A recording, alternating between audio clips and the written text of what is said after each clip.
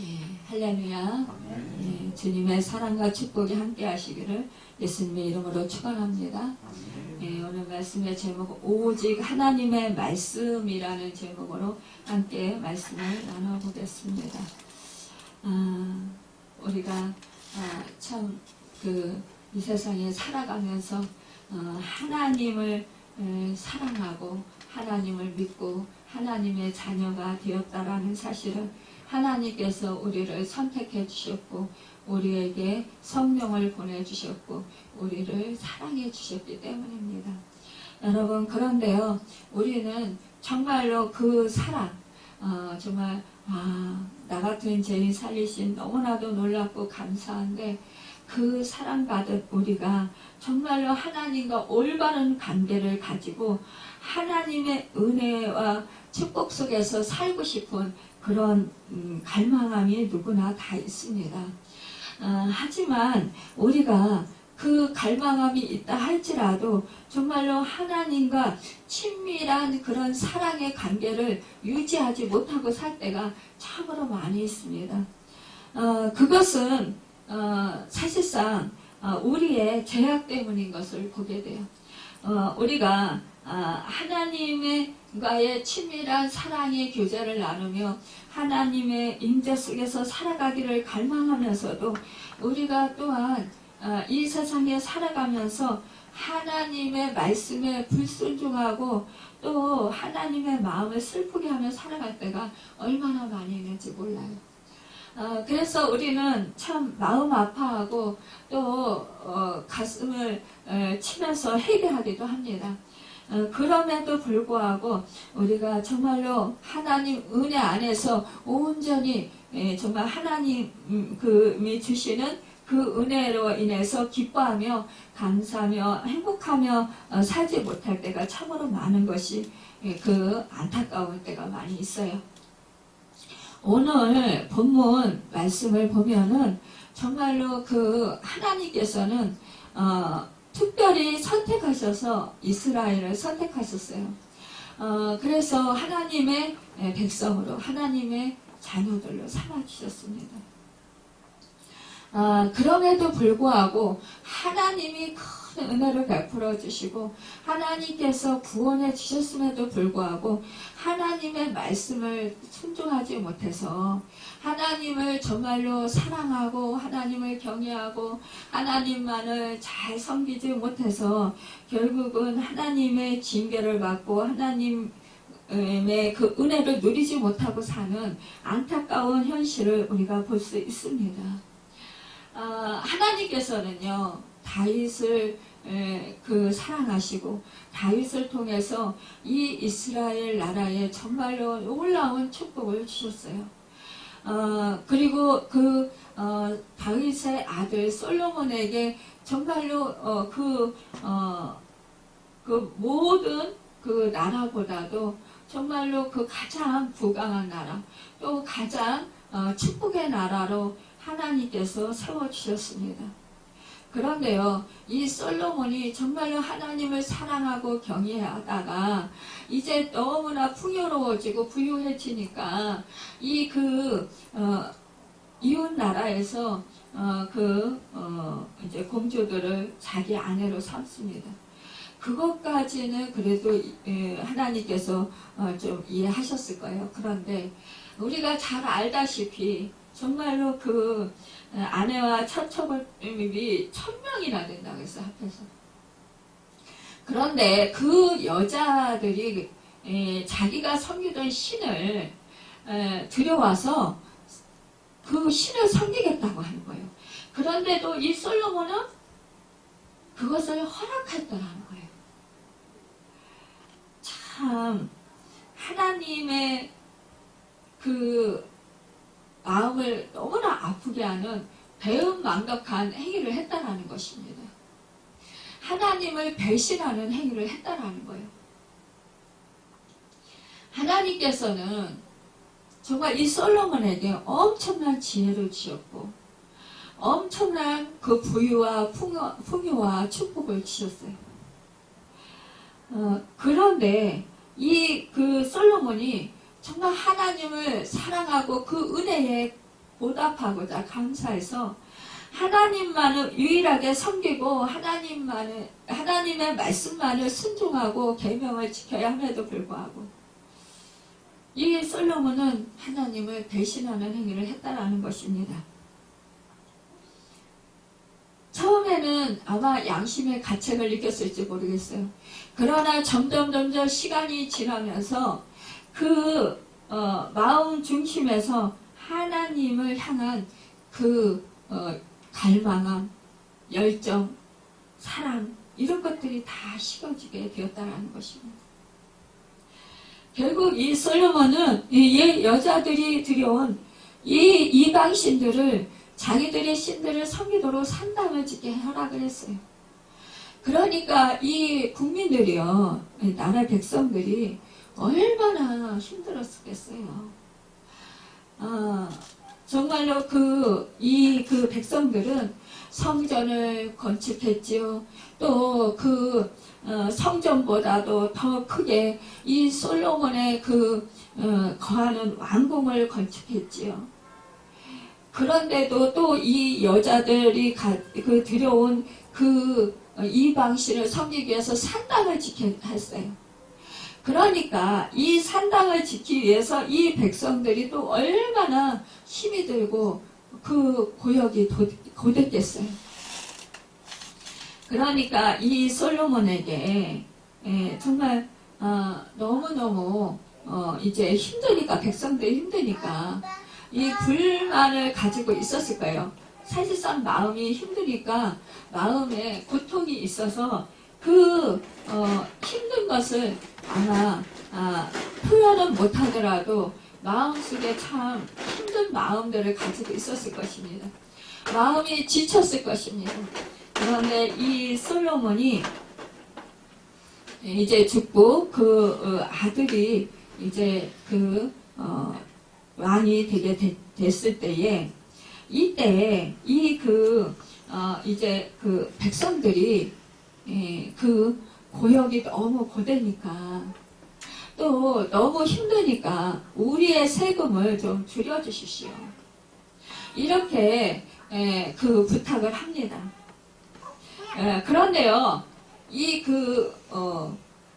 여로보암을 내세워서 여로보암이 이 부탁을 왕에게 와서 합니다. 그럴 때 솔로몬의 아들 이 왕은 젊은 사람들의 말을 듣습니다. 늙은 신하들의 말을 듣지 아니하고요. 그래서 결국은 어떻게 하냐, 세금을 더 가증하게 먹이게 됩니다. 그리고 이 백성들을 더 힘들게 만듭니다. 그러니까 이 여로보암이 결국은 어떻게 됩니까? 이제 열 지파를 이제 데리고 결국은 북이스라엘과 남유다로 갈려지게 됩니다. 결국은 어떻게 됩니까? 남유다는 유다 지파와 베냐민 지파 두 지파가 남게 되고 여로보암에게는 열 지파가 함께하게 되는 거예요. 그래서 이렇게 북왕국과 남왕국이 갈려지게 되는 안타까운 일이 일어나게 됩니다. 여러분, 사실은요, 아이알 선지자를 통해서 여로보암에게 하나님의 계시의 말씀이 있게 되었습니다. 이 솔로몬이 살았을 때 이 여로보암이 이제 북이스라엘을 차지하게 될 거다라는 그런 예언의 말씀을 하게 됩니다. 그러니까 이 솔로몬이 아주 자기가 살았을 때 이 여로보암을 제거하기 위해서 힘을 씁니다. 그럴 때요, 이 솔로몬의 핍박을 받아서 이 여로보암이 애굽으로 도망을 하게 돼요. 그런데요, 이스라엘 백성들은 이 계기로 인해서 오히려 여로보암을 더 추종하게 되었다라는 사실이에요. 그러니까 여로보암이 더 지도자로 더 부각되는 그런 상황이 되고 말았다라는 것입니다. 여러분, 하나님은요, 이렇게 자기가 잘못했을 때에, 죄를 지었을 때 하나님의 대리자로 정말로 하나님께서는 그 사람을 보내요. 이 솔로몬에게는 여로보암을 보냈던 것입니다. 그러니까 당신이 그렇게 계속해서 죄를 지며 회개하지 아니하면 북왕국과 남왕국이 갈려지게 됩니다. 그러니까 정신을 차리고 회개하고 이제라도 죄를 되돌리십시오. 이렇게 말씀하시는 것이에요. 하나님의 뜻을 이 솔로몬에게 알려주시는 것입니다. 그런데 솔로몬과 그 아들은 그리하지 않았다라는 사실이에요. 이렇게 하나님께서는 어떻게 합니까? 이 솔로몬이 박해를 하자, 핍박을 하자, 결국은 하나님은 그 핍박하는 자를 하나님께서 선택하셔서 오히려 이 여로보암을 북이스라엘을 다스리는 왕으로 삼아주셨다는 사실이에요. 여러분, 여러분과 제가 하나님의 말씀을 목숨을 걸고 생명을 걸고 오직 하나님의 말씀을 지키면 하나님께서는 이 세상에서 죽임을 당할 것 같은 그런 상황이 있지라 할지라도 결국은 하나님께서 높여주시는, 역전시키셔주시는 그 은혜를 베풀어 주신다라는 거예요. 여러분, 다윗이 사울 왕이 핍박해서 그를 정말 3,000명이나 되는 그 군사들을 이끌고 그 다윗을 죽이려고 전폭적으로 이 다윗을 쫓아서 그렇게 그 다윗에게 그 험한 행위들을 했습니다. 그럼에도 불구하고 이 다윗은 절대로 사울을 하나님이 기름 모으신 종이라고 그에게 해하지 않았어요. 그를 죽일 수 있는 기회가 여러 번 있었지만 그러나 다윗은 절대로 자기가 손을 대지 않았습니다. 하나님께 맡겼다라는 거예요. 심판을요. 그런데 그 하나님께서는 결국 어떻게 했습니까? 사울이 결국은 블레셋 사람들에게 죽임을 당하게 되는 것입니다. 그리고 어떻게 해요? 하나님은 다윗을 완전한 하나님께서 기뻐하시는 사람으로 세워주시는 것을 보게 됩니다. 여러분, 그래서 정말 그 백성들이 그 다윗을 사랑하고 그 다윗을 정말로 섬겼던 것을 보게 돼요. 여러분, 이 다윗은 어떻게 했습니까? 자기 목숨이 위태로운 상황 속에서도 하나님의 말씀, 하나님의 권위를 인정했다라는 거예요. 하나님의 말씀을 순종하고 따랐다라는 것입니다. 여러분, 그래서 우리 주님은 자기 목숨을 위해서 생명을 내걸면 죽고자 하는 자는 산다고 말씀하신 거예요. 그러나 자기 목숨을 위해서 살고자 하는 자는 결국 죽게 된다는 것이 바로 하나님의 말씀을 내가 타협하고 그 말씀에서 내가 불순종할 때는, 죄를 지을 때는 결국은 죽게 된다는 거예요. 망하게 된다는 것입니다. 내가 아무리 살려고 발버둥치고 정말로 죽을 힘을 다해서 지키려고 해도 안간힘을 써도 하나님께서 지켜주시지 아니하시면 살 수 없다라는 거예요. 오늘 이 여로보암은 어떻게 했습니까? 솔로몬에게 말씀하신 것처럼 너도 하나님의 말씀을 잘 지키고 하나님을 경외하고 믿음을 잘 지키면 너에게 부강한 나라를 이어주겠다. 하지만 네가 우상을 섬기고 하나님을 섬기지 아니하고 말씀을 불순종하면 너도 결국은 심판을 받아서 너와 너희 가문도 멸망하게 될 것이다. 이렇게 하나님께서 말씀을 주셨어요. 그런데도 불구하고 이 여로보암은 이 공사할 때요, 성전, 성전과 왕궁을 공사할 때 감독이었어요. 이 감독에 불과한 이 사람을, 또 솔로몬에게 핍박받는 이 사람을 하나님께서는 10집 하나 주시는 그 큰 은혜의 왕으로 세워주셨어요. 그렇다면 누구를 두려워해야 될까요?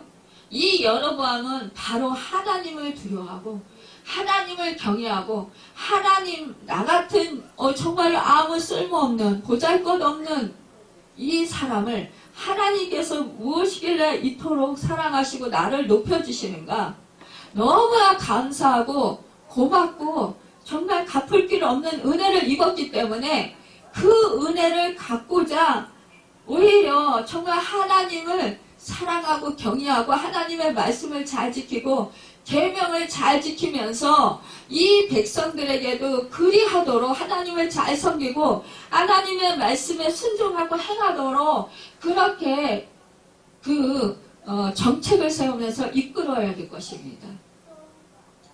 그런데요, 여로보암은요, 하나님을 두려워하기보다 하나님을 경외하고 하나님을 잘 섬기려고 하기보다도요, 이 백성들을 두려워했다라는 거예요. 자기의 왕위가 떨어질까봐, 자기가 백성들의 마음, 그러니까는 이 백성들의 마음을 사지 아니하면 이 백성들로 하여금 왕의 자리에서 쫓겨날까봐 두려웠던 거예요. 이스라엘 백성은요, 모세의 율법에 1년에 유월절과 매추절, 초막절 3차례씩 예루살렘에 있는 하나님의 성전에 올라가서 예배 드리면서 정말 그들이 하나님을 섬겨야 됐었어요. 그런데요, 이 여로보암은 어떻게 생각을 했냐? 이스라엘 백성들이 예루살렘에 가서 성전에 가서 예배드리다 보면 그들이 성전을 사모함으로 말미암아 그 북이스라엘에서 떠나갈 것을 염려했어요. 우리가 그러잖아요. 우리도 성전 가까운 곳으로, 예배당 가까운 곳으로 우리도 많이 이사 오잖아요. 예전에 주한장로교회 여기 없을 때는 별로 이렇게 아파트 값이 별로 그랬었대요. 그런데 이 주한장로교회가 새 성전을 져가지고 이사를 오니까요, 부동산에서 그래요. 아파트 값이 엄청 많이 올랐다, 이렇게 말씀하시더라고요. 그리고 사람들이 많이, 그러니까 주한장로교회 이게 섬기는 그 성도들이 많이 이쪽으로 이사를 왔다라는 거예요. 그리고 여기 산가들이 활성화가 됐다라는 거죠. 여러분, 우리가 성전 가까이 있는 것이 참으로 복이에요. 성전 가까이 있으면 수시로 성전을 드나들면서 정말로 예배드리고 기도드리고 하나님을 찾고 하나님의 성전을 섬길 수 있기 때문입니다. 그러니까 이 사람들이 성전을 찾아서 가까이 이사갈 수 있기 때문에 북이스라엘에서 사람들이 자꾸 이 남유다 쪽으로 내려가다 보면은 이 북이스라엘의 사람들이 점점 수가 줄어들 것을 염려했어요. 또한 이 북이스라엘에서 그 사람들이 정말 하나님을 사모하고 성전을 사모하다 보니까 어떻게 해요? 그 마음이 자꾸만 이 북이스라엘에서 떠나갈 것을 염려했다라는 거예요. 그래서 자기가 이 북이스라엘에서 왕 노릇하기가 힘들어질 것이라고 생각을 했다라는 것이에요. 여러분, 그런데요, 백성들 한 사람 한 사람 누구의 사람입니까? 하나님의 사람이에요. 그렇다면 하나님께 맡겨야 되는 거예요. 우리 목회자들이 대부분 성도가 수에 많이 민감해요. 성도 수에 민감한 것은 왜냐? 사실은 많이 모이면 자기가 능력 있는 것 같이 생각되기 때문이에요. 조금 모이면 자기가 능력이 없고 하나님의 그 은혜를 많이 받지 못해서 정말로 그 능력 없는 목사라는 소리 듣게 될까봐 그것이 두려운 거예요. 하지만 우리 하나님은 그렇게 하시는 분이 아니라는 거예요. 우리가 빌라델비아 교회 같은 경우는 적은 능력으로요, 적은 숫자로 믿음을 잘 지켜서 칭찬받는 교회가 됐어요. 하나님의 말씀을 잘 지켰어요. 인내와 수고를 아끼지 않았어요. 여러분, 우리 하나님은요, 많은 수에 관심이 있는 게 아니에요. 한 사람이라도 그 사람의 마음 중심이 진정으로 하나님을 향하고 있는가, 하나님의 말씀에 순종하는가에 하나님은 관심을 가지고 계시는 거예요.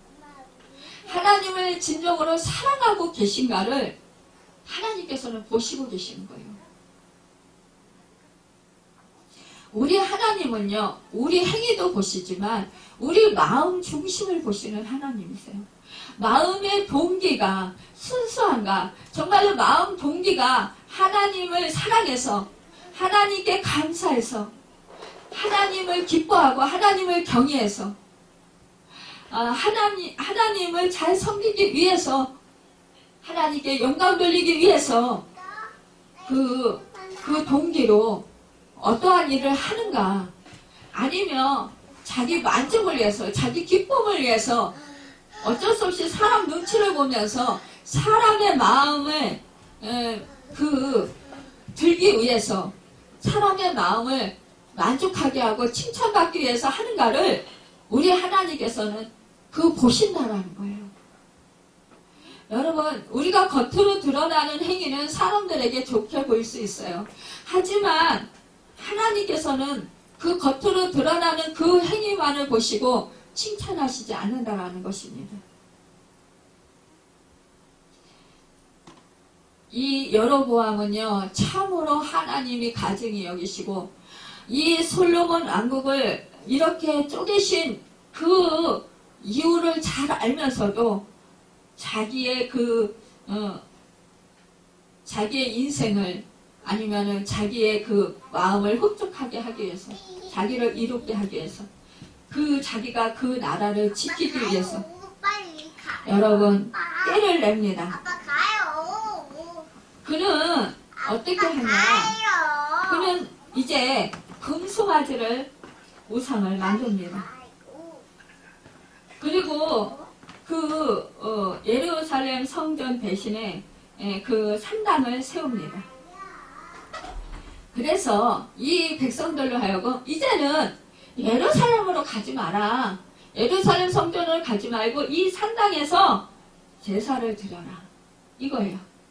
그리고 레인이 아닌 사람들을 자기 마음대로 제사장으로 세우는 것이었어요. 율법을 가르칠 수 없는 사람을 제사장으로 세우려 했던 것입니다. 또 7월 15일이었던 대속제일을 8월 15일로 옮기는 것이었어요. 그러니까 완전히 그거는 기없는 거예요.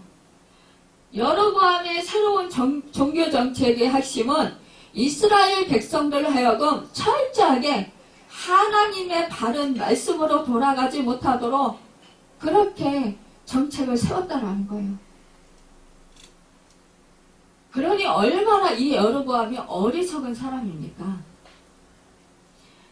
여로보암이요, 이렇게 산당에서 우상을 섬길 때 하나님께서는 유다에서 한 무명의 선지자를 보냅니다.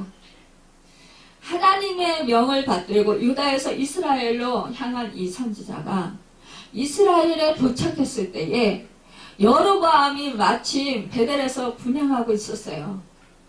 이것은 정말로 심각한 죄인 거예요. 그러니까 이 여로보암은 자기 마음대로인 거예요. 율법에 따르면 제사는 제사장이 드리게 되어 있었어요. 그리고 제사는 예루살렘 성전에서만 드려야 하는 거예요. 그런데 여로보암은 율법을 어겼어요. 예루살렘이 아닌, 베델에서 제사장이 아닌 왕이 제사를 드리고 있는 것입니다. 여러분, 사울 왕이 왜 버림받은 줄 아세요? 정말로 그 사무엘이 와서 제사를 집례해야 되는데 이 사무엘이 좀 늦게 지체되는 거예요.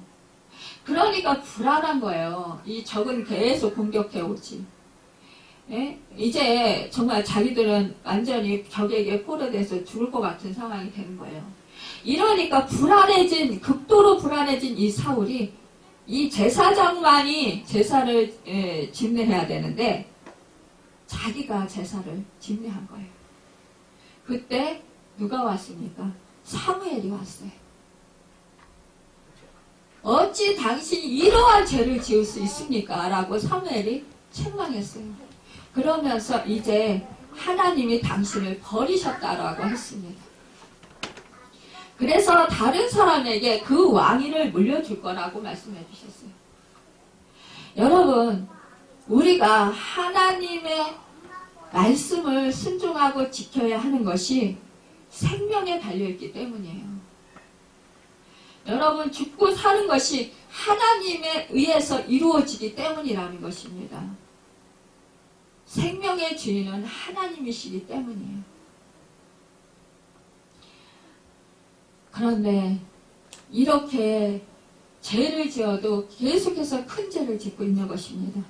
이러니까 이 사실을 목격한 이 하나님의 사람은 제다나 여호와께서 이와 같이 말씀하시기를 다윗의 집에 요시아라 이름하는 아들을 낳으리니 그가 내 위에 분양하는 산당 제사장을 내 위에서 제물로 바칠 것이요 또 사람의 뼈를 내 위에서 삼으리라 하셨느니라고 그날에 그가 징조를 들어 이르되 이는 여호와께서 말씀하신 징조라 제단이 갈라지며 그 위에 있는 재가 쏟아지리라 이렇게 예언하는 것입니다.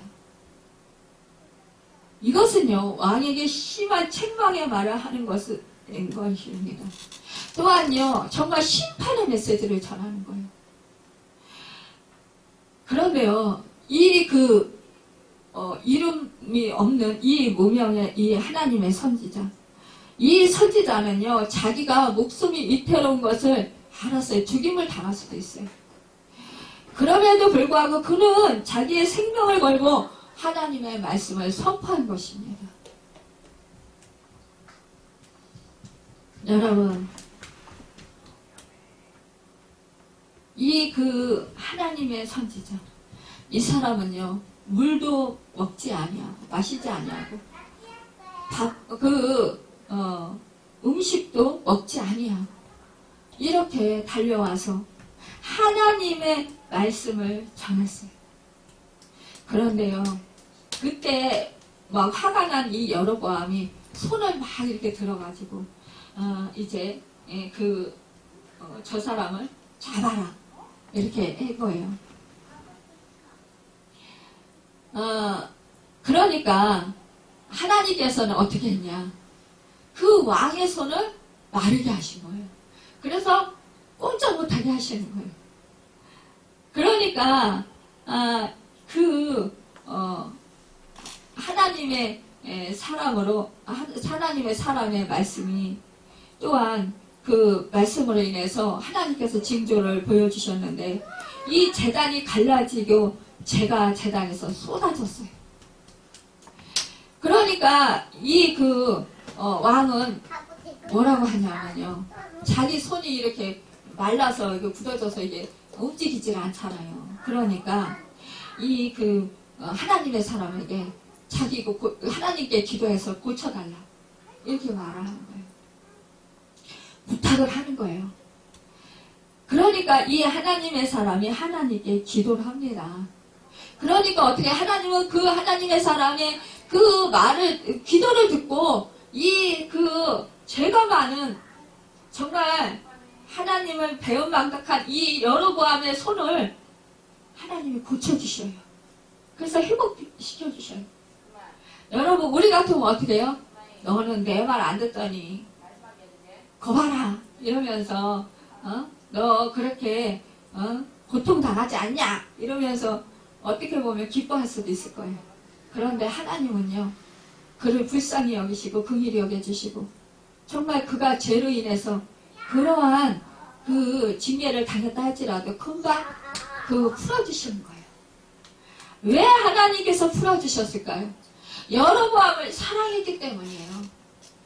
그리고 네가 이러한 그런 그 심판을 받을 것이고 이렇게 계속 하나님의 말씀을 거역하고 불순종하면 하나님 우상을 섬기고 그 백성들을 알고 우상을 섬기게 하면 너 하나님을 떠나게 하면 너 이렇게 심판을 받을 거야. 그러니까 너 이제라도 회개해. 회개할 기회를 주시는 거예요. 하나님께서 여로보암을 사랑해서. 그런데 하나님께서 그 회개할 기회를 주셨음에도 불구하고 이 여로보암은 회개하지 않는 거예요. 여러분, 우리가 병이 들었을 때, 몸에 병이 들었을 때 하나님 이 병을 고쳐주시면 내가 하나님을 잘 섬기겠습니다. 여러분, 우리가 물질적으로 어려움을 당할 때 하나님 이 문제, 이 물질을 해결해 주시면 하나님을 잘 섬기겠습니다. 하나님을 잘 믿을게요. 그렇게 우리가 하나님께 말씀을 드리고 기도를 합니다. 그런데 막상 그 병든 몸이 치유되고 또 내 물질 문제가 해결되고 또 내 문제가 그 힘든 그 문제가 해결되면 어떡합니까? 처음에는 하나님을 좀 잘 섬기는 것 같아요. 그런데 좀 시간이 지나면서 점점 자기가 하고 싶은 대로 하는 거예요. 말씀을 떠나서. 하나님을 찾지 않는 거예요. 세상 참 요즘 얼마나 좋습니까? 살아가기. 자기 만족을 위해서 살아가는 거예요. 하나님은 수없이 말씀해 주시지만 그 말씀을 내가 그냥 흘려버리는 거예요. 듣고 싶은 말씀만 듣고 듣기 싫은 말씀은 아예 거부해버리고 아예 귀를 닫아버리는 거예요. 왜? 불편하니까. 마음이 찔려도 그냥 무시하고 마는 거예요.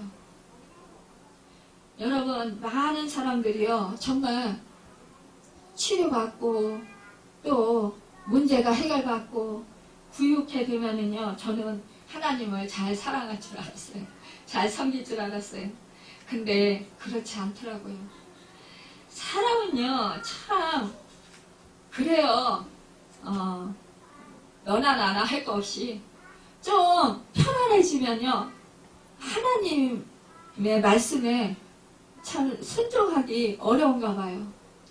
여러분, 우리는 어떤 상황 속에서라도 하나님의 말씀에 순종하는 사람들이 되어서 정말 하나님을 기쁘시게 해드리고 하나님께 정말로 하나님과 그 은혜 속에서 사랑 속에서 아름다운 복된 삶을 살아가는 여러분과 제가 되길 바랍니다.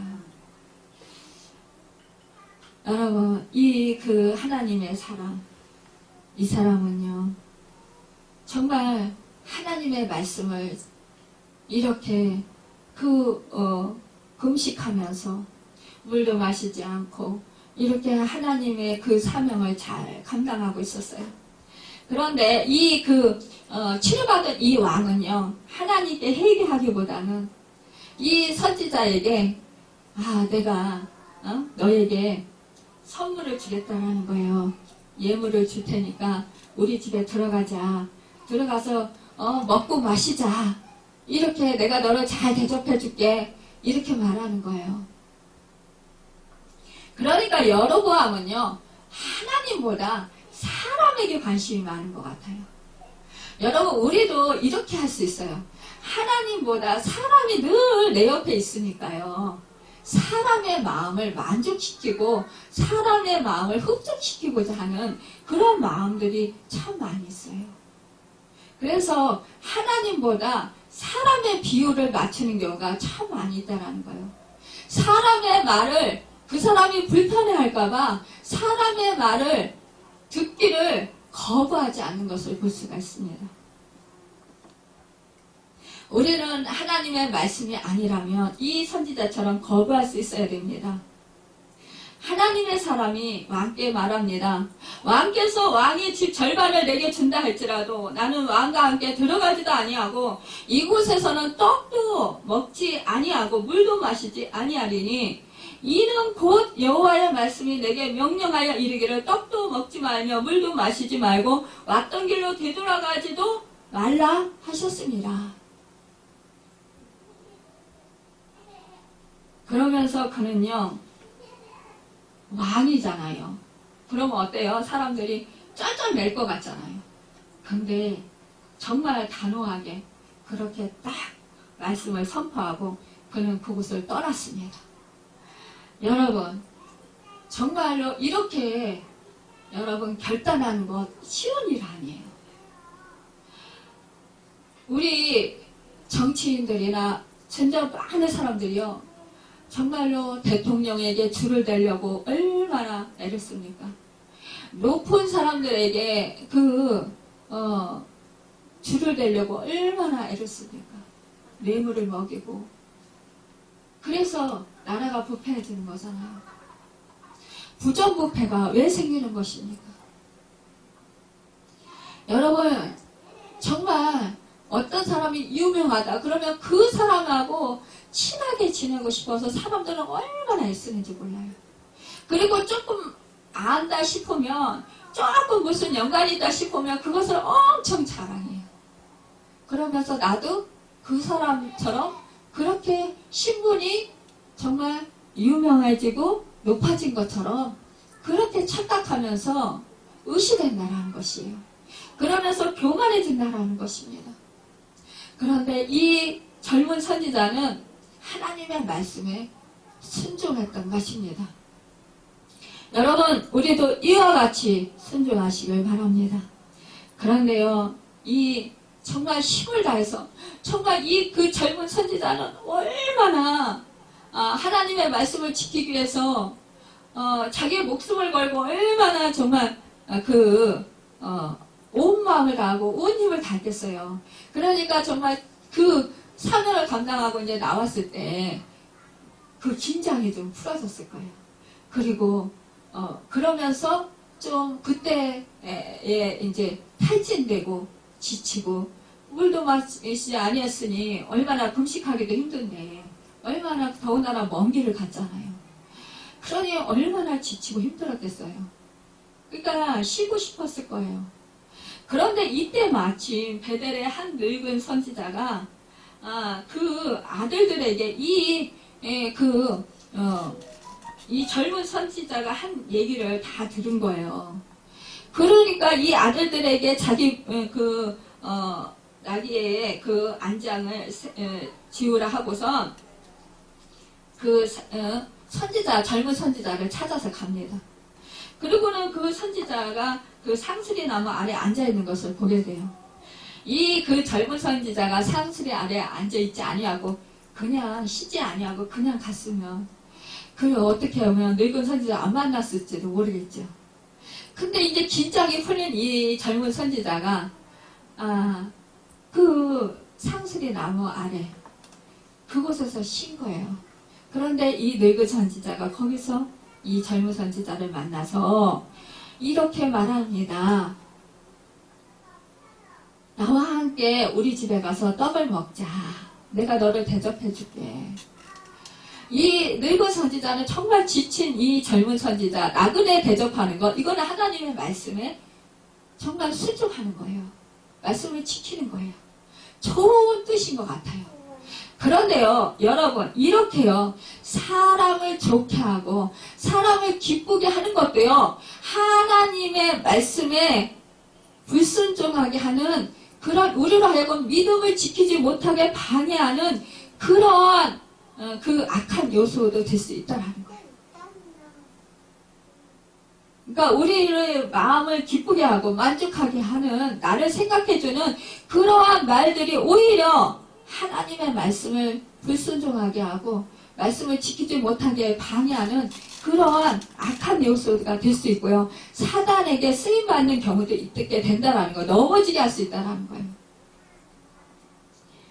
그러니까 이 젊은 선지자는 나는 이곳에서 당신 집에 들어갈 수도 없고 당신과 먹지도 마시지도 못한다.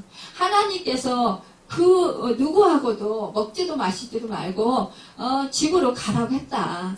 이렇게 그가 정말 내가 오던 길로도 가지 말고 그 다른 길로 가라고 했다. 이렇게 말씀하셨다. 그러니까 난 당신하고 먹을 수 없습니다. 이렇게 말을 했어요.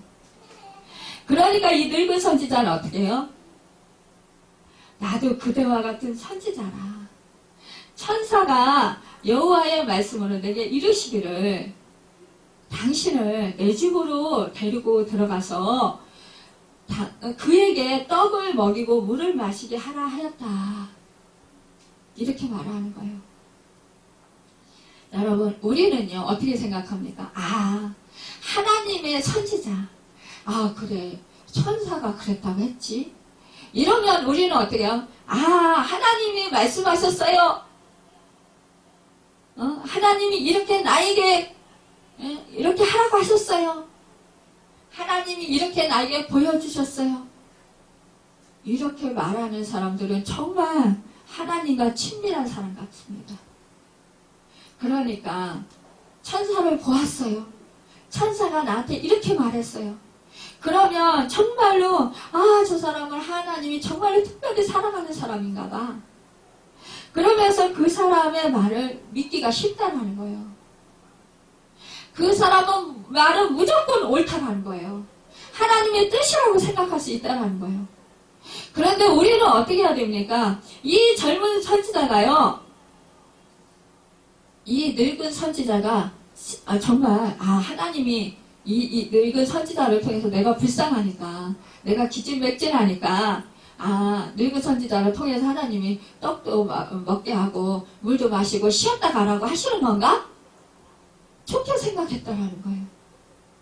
여러분, 우리는 이렇게 생각할 때 우리는 이 젊은 선지자처럼 우리는 실패할 수 있어요. 여러분, 우리는 말씀을 지키고 순종하다가도 상황에 따라 이 선지자처럼 타협할 때가 많다라는 거예요.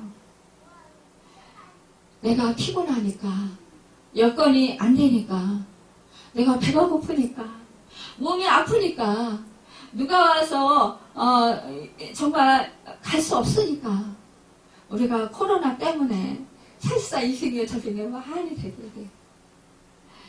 여러분, 그리고 어떻습니까? 어떠한 일을 행할 때 하나님이 하나가 있을 때 정말 남의 핑계를 참으로 많이 됩니다. 그런데요, 이 젊은 선지자가 결국은 어떻게 했어요? 이 젊은 선지자는 정말 잘못한 것 같지 않아요. 근데 결국은요, 이 젊은 선지자는 죽임을 당해요. 여러분, 죽임을 당하려면 늙은 선지자가 죽임을 당해야 되잖아요. 거짓말을 했잖아요.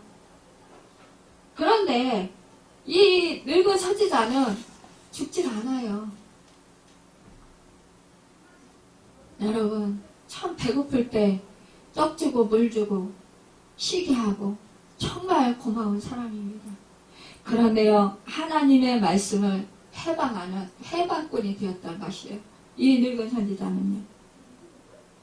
이 늙은 선지자는요. 그러니까 이제 떡도 마시고 물도 마신 이 젊은 선지자에게 하나님의 진짜 영이 임해서 이제 그 젊은 선지자에게 선포합니다. 말씀을.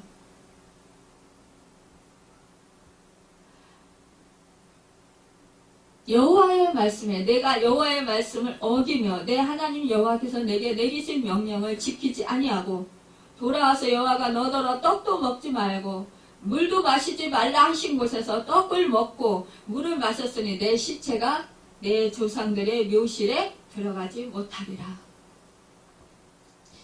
그리고 이 젊은 선지자가 이제 집으로 갈 때 이 늙은 선지자는 어떻게 해요? 친히 자기가 그를 위해서 그 나귀에게 안장을 올려줘요. 왜냐?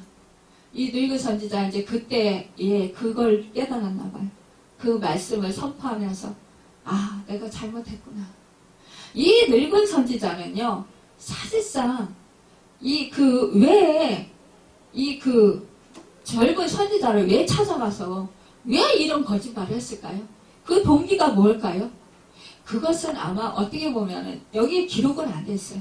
하지만 어찌 보면 이 사람은 북이스라엘에 살고 있습니다. 왕이 여로보암 왕이 산당을 세우고 금 송아지를 만들고 그리고 정말 거기에서 제사를 지내고 레위인들이 아닌 사람들을 그 제사를 지내도록 이렇게 한 것. 이러한 모든 것들을 이 늙은 선지자는 다 알고 있었어요. 그럼에도 불구하고 이 여로보암 왕에 가서 정말 책망하지 않았어요. 말씀을 선포하지 않았어요. 왕이 하는 것을 그냥 그대로 보고만 있었어요.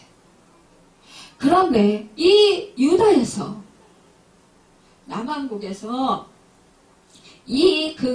남유다에서 이 하나님의 사람이 와서 이렇게 선포했다고 하니까 어떤 사람인가 만나보고 싶었을지도 모릅니다.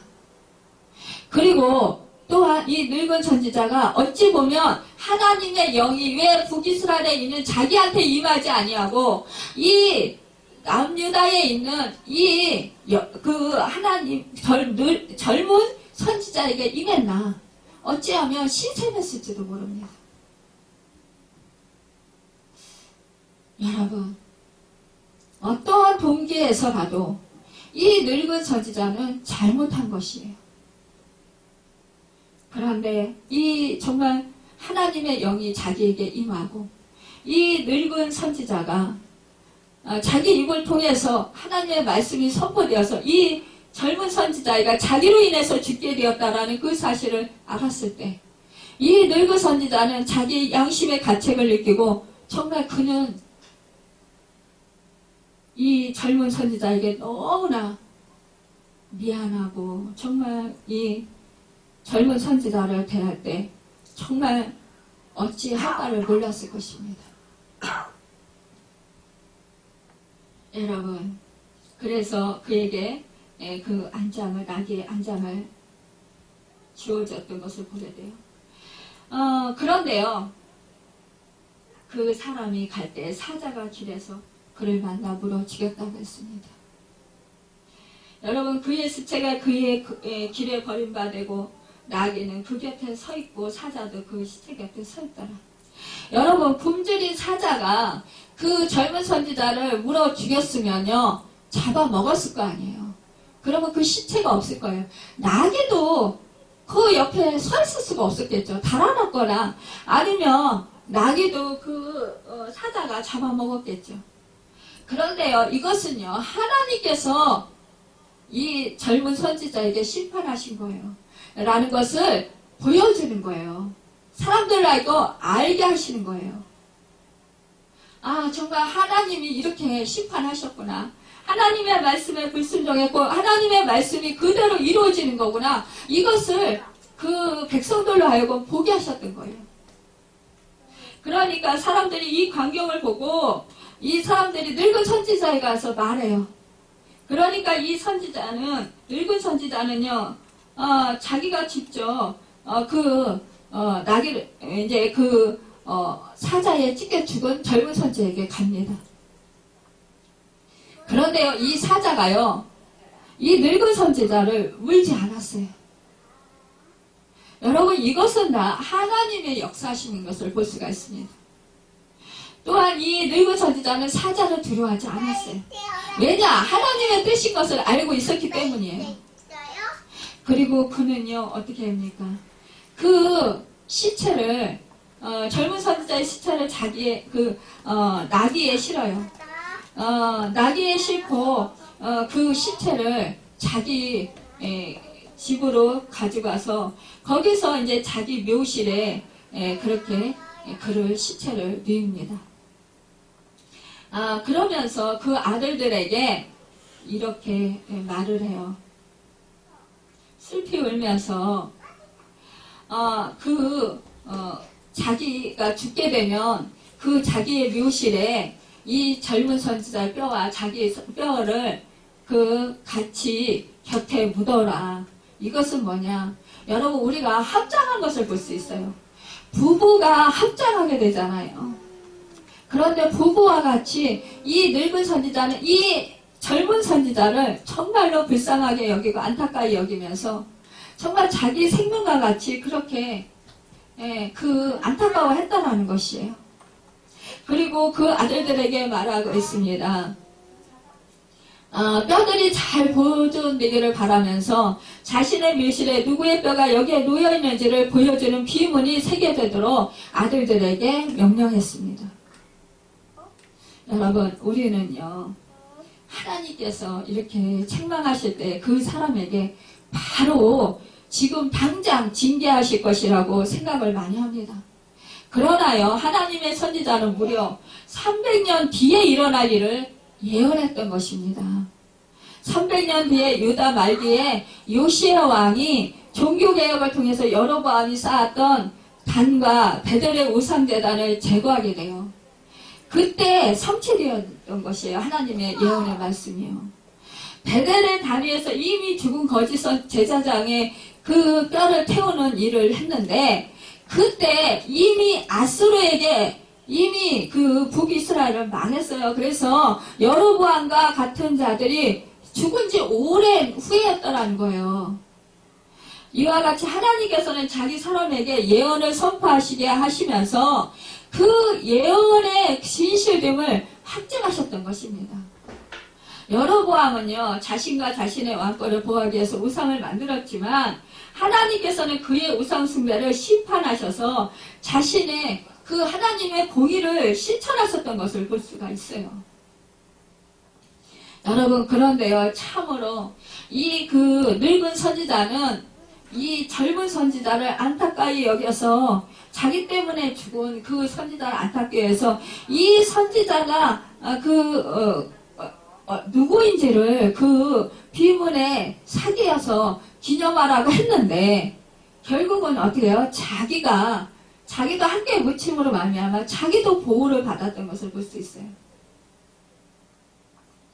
여러분 진정으로 하나님을 사랑하고 하나님을 섬기는 그 사람을 진정으로 섬길 때 결국은 자기도 복을 받는 것을 보게 됩니다.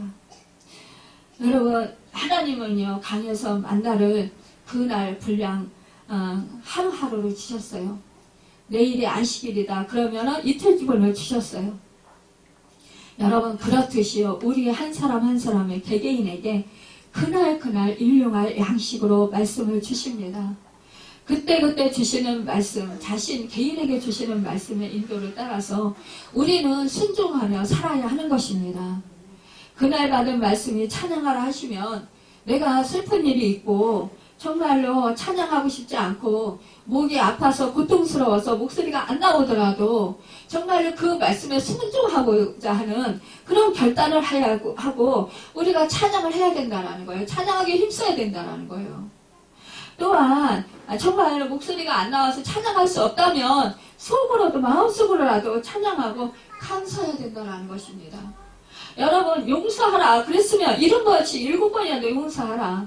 그런 말씀이 내가 그날 말씀으로 들려진다면 여러분 정말 내가 용서할 수 없는 그런 사람이 있다 할지라도 하나님께 기도하면서 하나님의 그 사랑을 부어주셔서 그 사람을 용서할 수 있고 정말 나를 용서해 주신 그 용서의 마음을 주셔서 그 사람을 용서할 수 있도록 도와달라고 그렇게 기도하면서 축복기도 하면서 여러분 우리는 용서해야 된다는 것이에요. 여러분 마음이 완악하게 하지 말라 그렇게 말씀하셨으면 부드러운 마음을 가지려고 해야 됩니다. 자꾸만 내 마음을 자꾸 바꿔야 되는 거예요. 내가 완악한 마음이 들고 정말 강팍한 마음이 들면 정말로 주님을 생각하면서 정말 그 죽기까지 나를 사랑하신 그 사랑을 생각하면서 완악한 마음을 부드러운 마음으로 바꾸려도록 우리는 힘써야 된다는 것입니다. 여러분 불만 불평이 생기고 원망하는 마음이 생기면 하나님께서 나를 얼마나 사랑하셨는지 여러분 생각하면서 감사하는 삶을 살아야 하는 것입니다. 자신이 정말 지금 누리고 사는 것이 얼마나 많은지 여러분 헤아려 볼 수 있어야 돼요. 그러면서 자족하면서 감사하는 삶을 살아가는 우리가 되어야 된다는 것입니다. 여러분, 젊은 선지자가 배고프고 목말라 탈진되고 기진하였어도 참고 인내하며 말씀을 끝까지 지키며 집에 갔더라면 하나님께서 기뻐하시는 축복의 사람이 되었을 것입니다. 하나님께서 그에게 더 큰 일을 맡겼을지도 모르겠어요. 하나님의 마음에 합한 자가 되어 정말 다윗과 같이 그 시대를 완전히 변화시키는 능력의 종이 되었을지도 모릅니다. 여러분, 우리도 정말로 어떤 상황 속에서도 이 말씀을 교훈으로 삼아서 언제나 하나님의 말씀에 순종하는 삶을 살고 오직 하나님의 말씀에 따라서 살아가는 그 마음과 생각을 지키고 살아가는 여러분과 제가 되기를 예수님의 이름으로 축원합니다. 기도하겠습니다.